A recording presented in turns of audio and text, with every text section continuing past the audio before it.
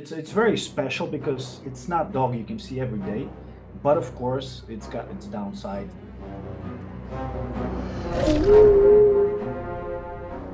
Hi, my name is Tom and I own this Wolfdog hybrid named Kane.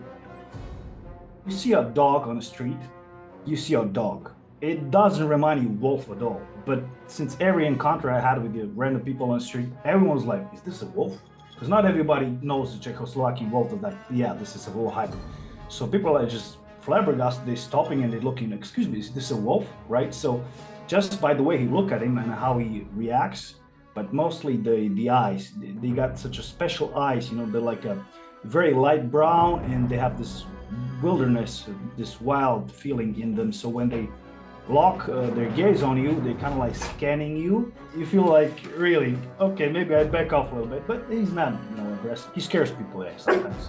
Yeah, I know, we're talking about it. Right, so this one is Czechoslovakian Wolfdog. It's a special breed that's basically mixed Carpathian wolf with a German Shepherd. And a little history about this dog.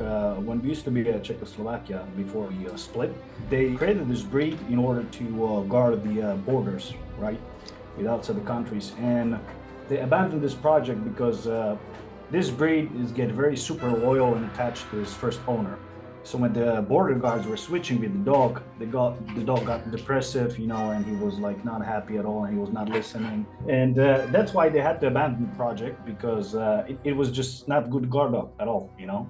So and then some breeders got in hold of him and they started to breed him.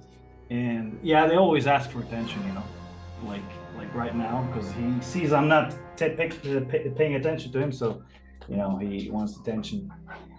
Us, every other dog, right? And why I specifically choose this breed, I had a different one before, and he unfortunately died when he was 12. There was a German Shepherd mixed with a Rottweiler. It was a mix. And once I was walking from the shop, I saw this literally, I thought it was a wolf. So I look at him, I was stunned, like, what is this breed? I never saw it before. And I asked the owner, like, what is this breed? And he told me, like, this is Czechoslovakian Wolfdog, you know?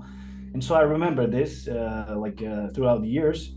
And then later, you know, when my dog died, and of course I was like alone and sad. Yeah, it was about 1 year and a half. Then I decided that, you know, I'm gonna get some Wolfdog. So that's how I got him.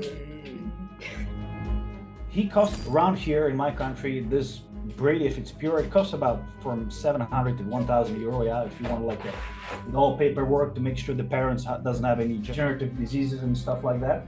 And I think he almost crossed the half mark of his own cost in terms of what he destroyed already. Because literally it was like headphones, mouse, camera stuff, cables. He lost the tube cable. Yeah, now he almost tripped the computer. Yeah, so can be expensive. Yeah. Right now he's about 35 kilos in 1 year old, so yeah, it's a pretty big fella. He only gets raw meat, so all kinds of chicken, beef, wild game meat like you know, boars and deers and whatever. But I don't give him granules like kibbles, you know, on dog food, because it's not good for him. And I honestly think it's not good for any dog, but it's practical for people, of course, right? But this is super practical too. I just bought like a normal chicken that you eat, like for example, a carcass or wings or whatever, and just put it in his plate and he just chomps it, you know, like 20 seconds, you know. They basically half wolves, so they really need all that raw meat, the intestines, the bones and everything in order to be healthy. I never heard him once howling, but he talks. He talks like a husky, you know. So when he's annoyed or he wants something or he doesn't agree with me, that I tell him, like for example, hey, don't buy this cable. So he starts like this. It's like he's literally like complaining, like, no, human, I'm not gonna listen to you. So it's so funny. I always makes me laugh. But I never heard him once howl. Doesn't matter if it's full moon or whatever, you know. It's no. It's very strange. Well, basically, when we go out, everyone turns around. Some people stop. Some people want to take a picture. Some people want to, of course, pet him. But it's not like normal when you got a dog outside. Yeah, he likes to be pet, right? It's not aggressive. He doesn't want to be pet by someone he doesn't know.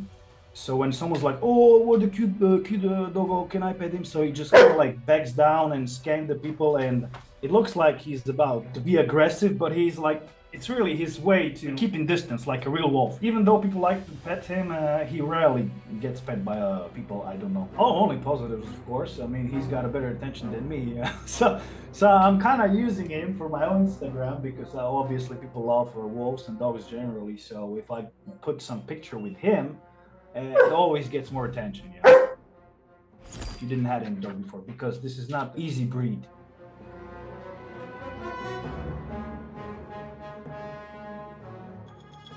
You have, and it's similar with the husky too. Huskies are not very easy to have too. You know, they're basically like a cat in a dog skin, right? So if you have a commitment, and preferably if you have a previous experience with other dogs, then sure. But the biggest difficulty with this kind of breed is they are overly attached, and it's really freaking hard to leave them at home alone without you. That's the biggest problem. So if you're traveling around a lot and you don't work from home, and you got to keep him alone at home, well, prepare that when you come back, the whole home will be destroyed. I mean, I've been there, done that. Yeah, this is very like a rewarding breed to own, as you can hear. It's very special because it's not a dog you can see every day, but of course it's got its downsides, special downside as well, like I mentioned. So it could be very rewarding, but very challenging as well. So you know, if anyone thinks about it, I suggest to read a lot and have prior experience. And yeah, and he needs a lot of exercise, a lot of it. These dogs, they run like 100 kilometers in one competition they have, and they like go 100 kilometers straight, and they don't even break a sweat, you know, because they're that crazy. So if you don't like work them out often and a lot, they're gonna get really frustrated, and they're gonna take the frustration on your headphones, on your shoes, whatever, you know. When we paddle out into the lineup, people smile. There's no doubt, you know, and we'll take off on a wave, and I hear people going, "Rosie, go, Rosie!" It's pretty cool. There's actually quite a few people who surf with their dogs, and then we have these competitions where they surf on their own, and they're